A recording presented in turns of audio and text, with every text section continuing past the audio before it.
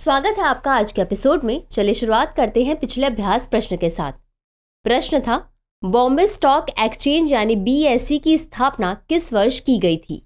ए वर्ष 1875, बी वर्ष 1888, सी वर्ष 1900 या डी वर्ष 1945। इस प्रश्न का सही उत्तर है विकल्प ए वर्ष 1875। चलिए अब देखते हैं इसके विश्लेषण को।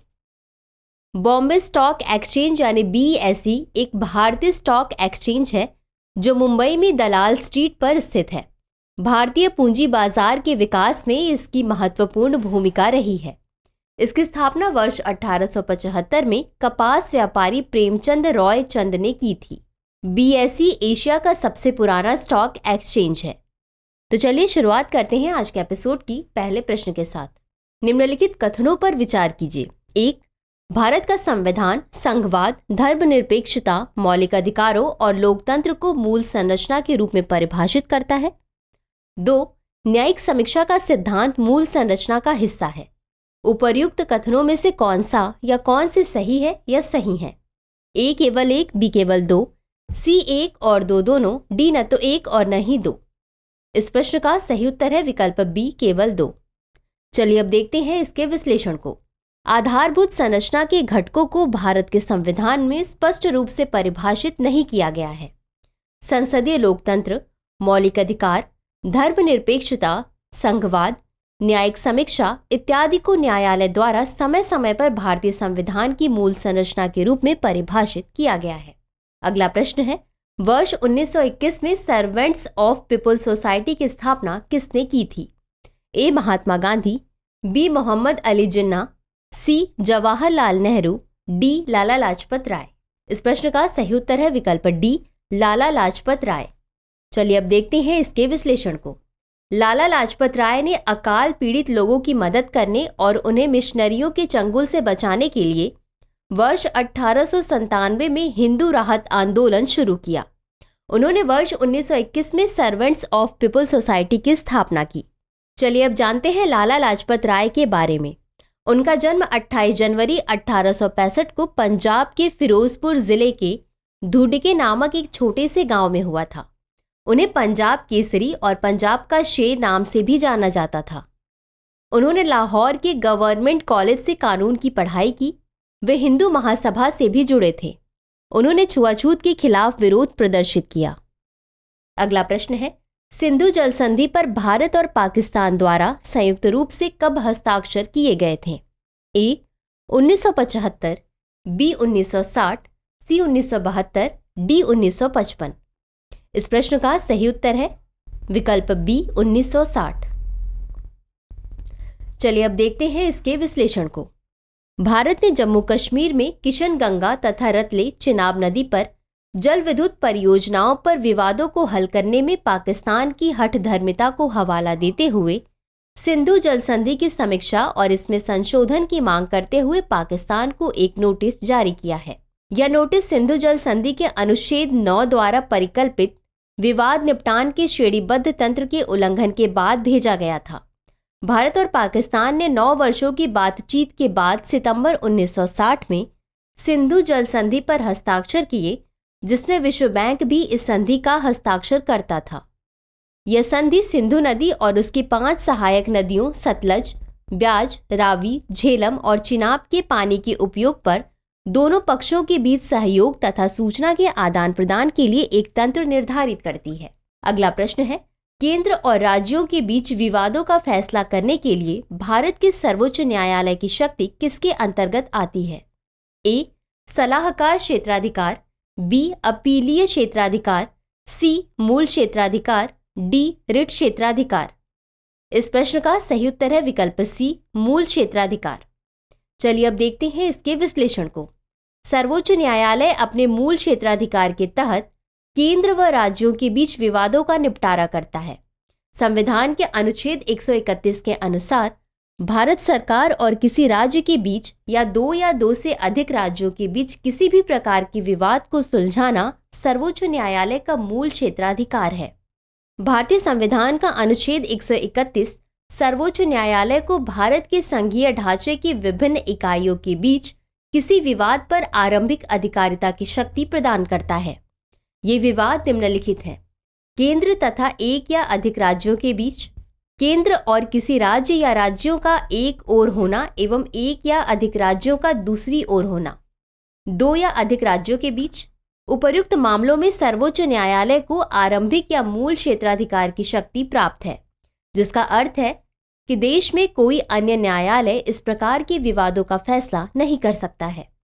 हम कह सकते हैं कि अनुच्छेद 131 के तहत विवाद के रूप में अर्हता प्राप्त करने के लिए किसी विवाद का संघीय ढांचे की विभिन्न इकाइयों के बीच होना अनिवार्य है। अगला प्रश्न है, ई कोर्ट प्रोजेक्ट के संदर्भ में निम्नलिखित कथनों पर विचार कीजिए। 1. इसकी शुरुआत वर्ष 2007 में हुई थी। 2. यह देश में जिला न्यायालयों के लिए चलाई गई एक राष्ट्रव्यापी योजना है। उपर्युक्त कथनों में से कौन सा या कौन से सही है या सही है? ए केवल 1, बी केवल 2, सी 1 और 2 दोनों, डी न तो 1 और न ही 2। इस प्रश्न का सही उत्तर है विकल्प सी, 1 और 2 दोनों। चलिए अब देखते हैं इसके विश्लेषण को। ई कोर्ट मिशन मोड प्रोजेक्ट देश में जिला न्यायालयों के लिए चलाई गई एक राष्ट्रव्यापी योजना है।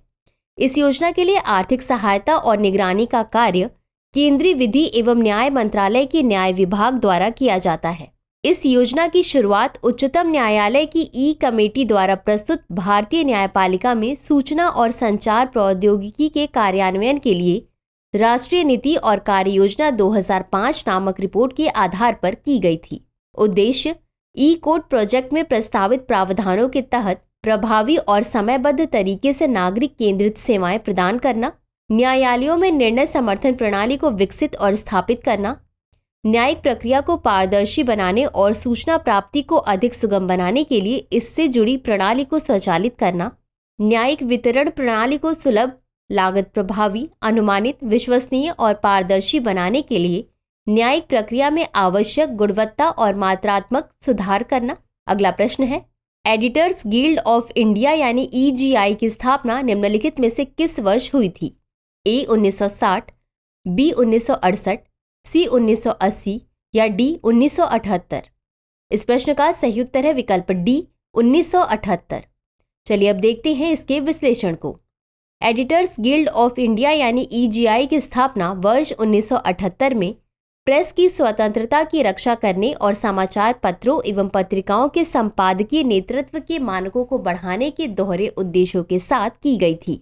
एडिटर्स गिल्ड संपादकों की संस्था है। वर्तमान में इसके अध्यक्ष शेखर गुप्ता हैं।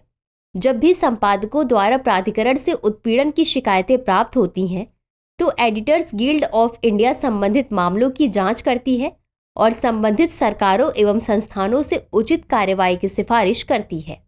अगला प्रश्न है, राष्ट्रीय सुरक्षा सलाहकार के संदर्भ में निम्नलिखित कथनों में कौन सा सही है? ए, राष्ट्रीय सुरक्षा सलाहकार यानी NSA राष्ट्रीय सुरक्षा परिषद की अध्यक्षता करता है। बी, भारतीय राष्ट्रीय सुरक्षा परिषद एक त्रिस्तरीय संगठन है। सी, इसका गठन वर्ष 1998 में किया गया था। या डी, उपर्युक्त सभी? इस प्रश्न का सही उत्तर है विकल्प डी, उपर्युक्त सभी। चलिए अब देखते हैं इसके विश्लेषण को। राष्ट्रीय सुरक्षा सलाहकार यानी NSA राष्ट्रीय सुरक्षा परिषद की अध्यक्षता करता है और यह प्रधानमंत्री का प्राथमिक सलाहकार भी है। वर्तमान राष्ट्रीय सुरक्षा सलाहकार अजीत डोभाल हैं। नेशनल सिक्योरिटी काउंसिल यानी NSC एक त्रिस्तरीय संगठन है जो रणनीतिक, राजनीतिक, आर्थिक, ऊर्जा और सुरक्षा संबंधी समस्याओं की देखरेख करता है। इसका गठन वर्ष 1998 में किया गया था और यह राष्ट्रीय सुरक्षा के सभी पहलुओं पर विचार विमर्श करता है। NSC सरकार की कार्यकारी शाखा और खुफिया सेवाओं के बीच संपर्क स्थापित करते हुए प्रधानमंत्री के कार्यकारी कार्यालय के तहत कार्य करता है। अगला प्रश्न है, संयुक्त राष्ट्र सुरक्षा परिषद में 5 स्थायी सदस्य के अतिरिक्त शेष 10 सदस्य महासभा द्वारा कितनी अवधि के लिए चुने जाते हैं? ए 1 वर्ष, बी 2 वर्ष, सी 3 वर्ष, डी 5 वर्ष? इस प्रश्न का सही उत्तर है विकल्प बी 2 वर्ष। चलिए अब देखते हैं इसके विश्लेषण को। संयुक्त राष्ट्र सुरक्षा परिषद यानी UNSC की स्थापना वर्ष 1945 में संयुक्त राष्ट्र चार्टर द्वारा की गई थी। यह संयुक्त राष्ट्र के 6 प्रमुख अंगों में से एक है। UNSC में सदस्यों की संख्या 15 है, 5 स्थायी सदस्य और 10 गैर स्थायी सदस्य। गैर स्थायी सदस्य 2 वर्ष की अवधि के लिए चुने जाते हैं। 5 स्थायी सदस्य हैं संयुक्त राज्य अमेरिका, रूसी संघ, फ्रांस, चीन और यूनाइटेड किंगडम। भारत ने यूएनएससी में 7 बार गैर स्थायी सदस्य के रूप में कार्य किया है और जनवरी 2021 में भारत 8वीं बार पुनः अस्थायी सदस्य के रूप में चुना गया। अंत में देखते हैं आज के अभ्यास प्रश्न को। अंतर्राष्ट्रीय शिक्षा दिवस कब मनाया जाता है? ए 24 जनवरी, बी 27 जनवरी, सी 30 जनवरी या डी 5 जून। इस प्रश्न का उत्तर कमेंट बॉक्स में जरूर दें। आज के लिए बस इतना ही। शुक्रिया। डियर व्यूअर्स, अपने एग्जाम की तैयारी को और बेहतर करने के लिए हमारे चैनल को लाइक, शेयर और सब्सक्राइब करना न भूलें।